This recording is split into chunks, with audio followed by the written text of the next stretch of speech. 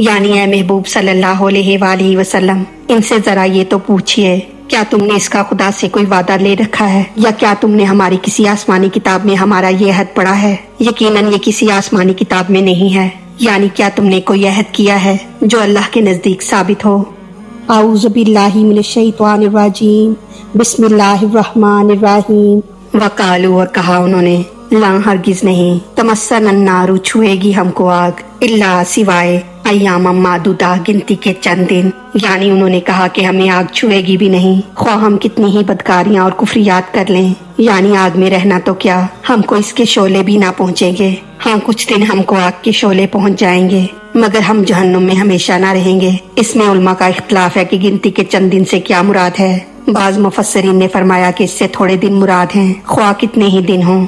बाज मुफस्सरीन ने कहा कि इससे 7 दिन मुराद हैं, बाज ने कहा कि इससे 10 दिन मुराद हैं, और बाज ने कहा कि इससे 40 दिन मुराद हैं, क्योंकि इतने ही दिन उन्होंने बछड़े की पूजा की थी। बाज ने फरमाया कि इससे 40 साल मुराद हैं, जितने साल वो मैदान ती में परेशान रहे, वगैरह वगैरह। यानी इन लोगों में से बाज लोग कहते थे कि जब हम जहन्नुम में जाएंगे तो वहाँ ठहरेंगे नहीं। हमारे बाप दादा और अंबिया इकराम रब के यहाँ ऐसे दखीलकार हैं कि रब को उनकी हर बात माननी पड़ती है। और बाज कहते थे कि जितने दिन जिस शख्स ने गुनाह या कुफर किया होगा उसे उतने ही दिन अजाब रहेगा, क्योंकि गुनाह से ज्यादा अजाब देना जुल्म है और खुदा इससे पाक है। बाज कहते थे कि हम खुदा के प्यारे और उसके बेटे हैं, हमें वो हरगिज अजाब ना देगा। बाज कहते थे कि गुनाहों की तरह कुफर का अजाब भी हमेशा के लिए नहीं, बल्कि काफिर की भी आखिर में निजात होगी। अब इनकी क्या ही नफीस तब्दीद फरमाई जाती है।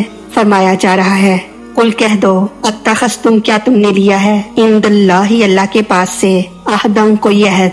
यानी ए महबूब सल्लल्लाहु अलैहि वसल्लम, इनसे जरा ये तो पूछिए, क्या तुमने इसका खुदा से कोई वादा ले रखा है, या क्या तुमने हमारी किसी आसमानी किताब में हमारा ये अहद पढ़ा है? यकीनन ये किसी आसमानी किताब में नहीं है। यानी क्या तुमने कोई अहद किया है जो अल्लाह के नजदीक साबित हो? फलन युखलिफुल्लाहु, बस हरगिज खिलाफ ना करेगा अल्लाह ताला, अहदहु, अपने अहद के। यानी अगर तुमने अहद लिया है तो खुदा हरगिज इसके खिलाफ ना करेगा।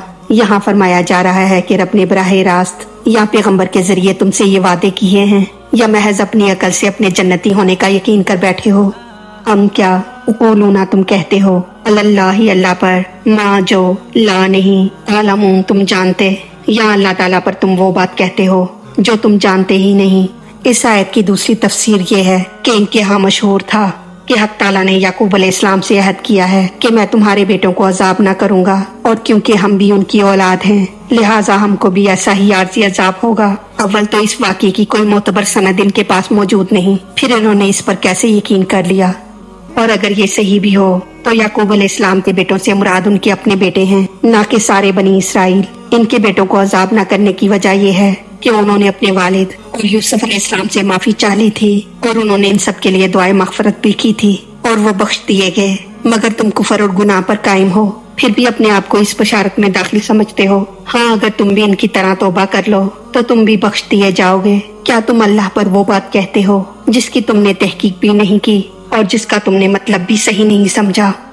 अल्लाह ताला हमारी गलतियों को माफ फरमा कर हमारा पढ़ना सुनना अपनी बारगाह में कबूल फरमाए, हमें दीन और दुनिया की तमाम नेमतें अता फरमाए, और हमें अमल की तौफीक अता फरमाए। आमीन या रब्बुल आलमीन।